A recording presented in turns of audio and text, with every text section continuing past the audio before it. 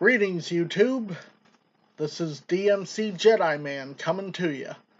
So, I am uploading a review of Ready Player One. I went to the 7 o'clock premiere out at Essex Cinemas last night. Had a blast watching it.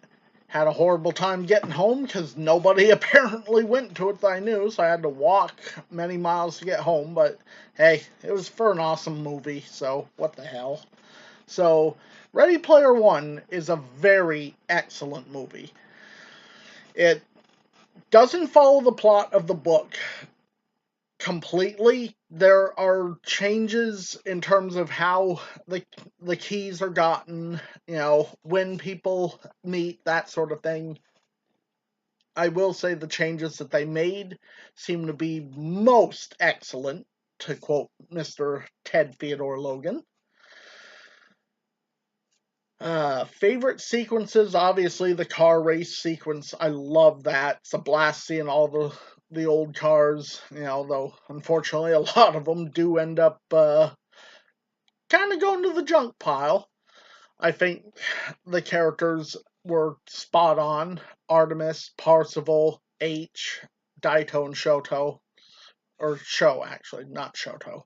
They got them all spot on, in my opinion. Like I said, they didn't meet the same in this that they did before. I think Nolan Sorrento is a very hateable villain. A couple times I wanted to reach right out and pop him in his smug face.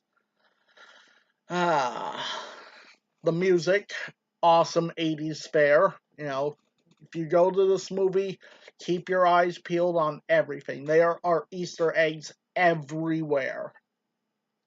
Some of my gripes, I really wish that the DeLorean they used had all the same features as the one in the book. I mean, I really, really would have loved to have seen the Ghostbusters logo on it being a bit of a ghost head.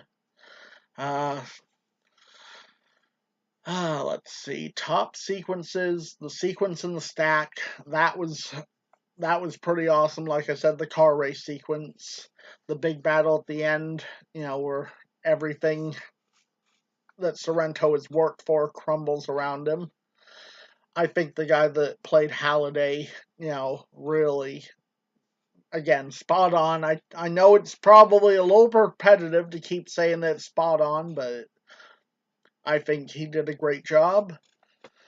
I hear that Ernest Cline, the writer of the book, is possibly working on a sequel, and I will say right now that if he does, if it becomes a movie, I will go see that movie. I will buy that book.